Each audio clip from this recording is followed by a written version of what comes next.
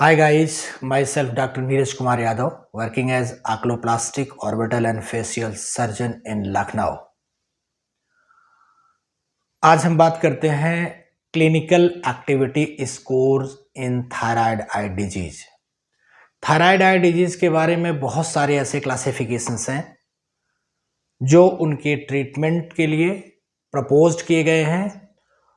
उन क्लासिफिकेशंस की जो बेसिक थीम है, either they are based on disease activity or they are based on disease severity or in combined form।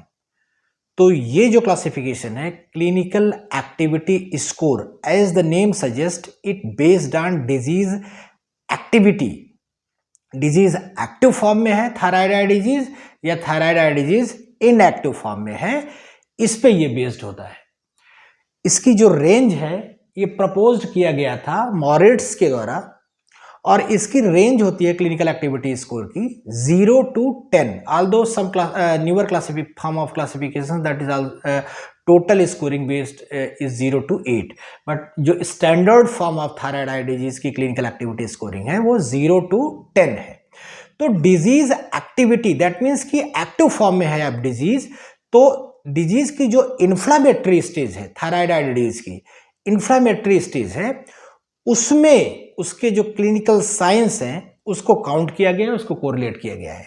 तो inflammation के क्या क्या साइंस होते हैं, जैसा कि हम पैथोलॉजी में भी पढ़ते आए हैं, sign of inflammation, pain, redness, swelling and impaired function, ये चार इंपॉर्टेंट होते हैं।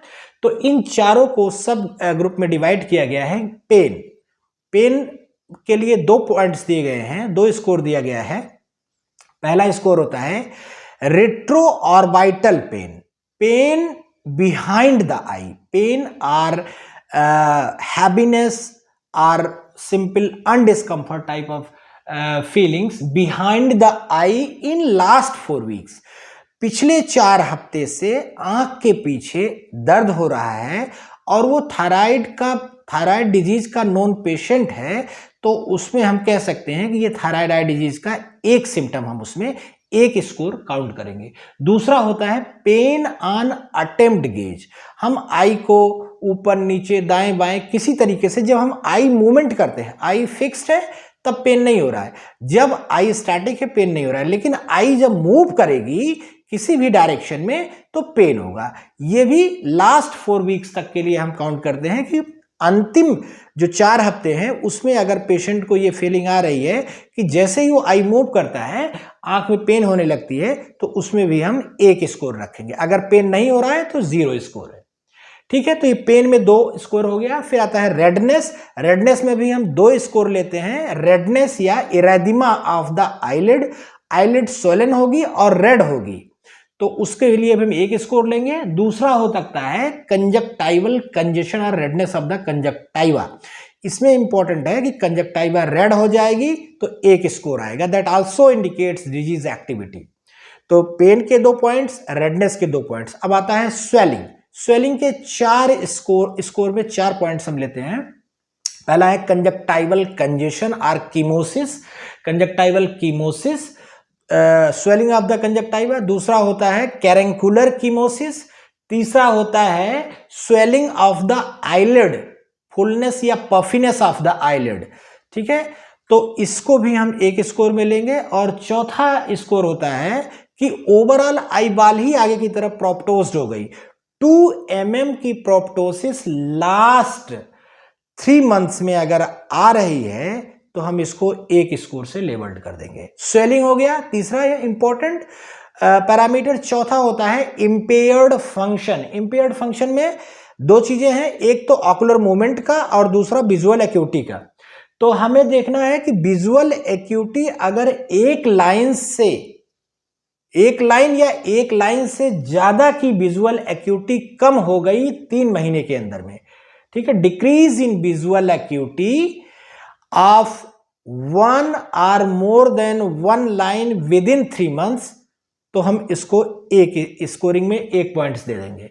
दूसरा होता है decrease in eye movement of 5 degree equal और more than 5 degree within 3 months, this is also labelled as score 1.1 in CAS scoring. तो total आ गया, 2 स्कोर्स, 2 पॉइंट्स हम देंगे पेन में, 2 पॉइंट्स देंगे रेडनेस में, 3-4 पॉइंट्स देंगे स्वेलिंग में और 2 पॉइंट देंगे इंपेयर्ड फंक्शन में। तो ये इस टोटल हो गया scoring 0 to 10 CAS scoring. Interpretation बहुत इंपॉर्टेंट है कि अगर डिजीज का CAS scoring equal or less than 3 है तो हम डिजीज को लेबल्ड करेंगे inactive form of disease. Disease जो था पहले एक्टिव रहा होगा लेकिन करंट सिचुएशन में डिजीज इनएक्टिव है, ठीक है। तो बहुत ज्यादा हमें उसमें वरी होने की जरूरत नहीं है, सिम्टोमेटिकली रिलीफ कर सकते हैं। लेकिन अगर clinical activity score equal or more than 4 हो गया, दैट मीन्स कि disease thyroid eye disease is in active form, उसके लिए हमें इमीडिएट इंटरवेंशन की जरूरत है।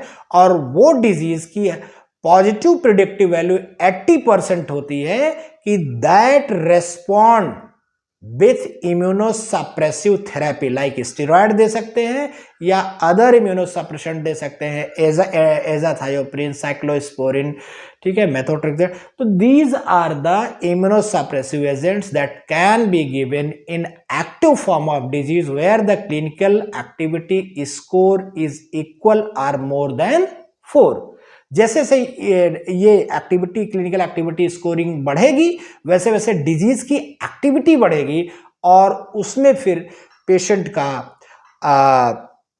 ऑकुलर डिसेबिलिटी होगी, पेशेंट का विजन डिटेरियोरेट करेगा, ऑकुलर मूवमेंट रिस्ट्रिक्टेड हो जाएंगे और उसके बाद फिर ओवरऑल आई जो है वो फ्रोजन स्टेट में आने लगती है।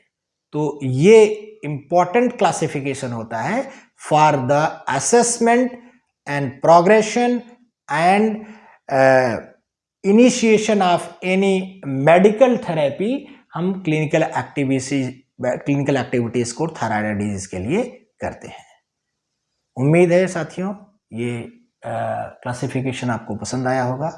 नमस्कार, जय हिंद।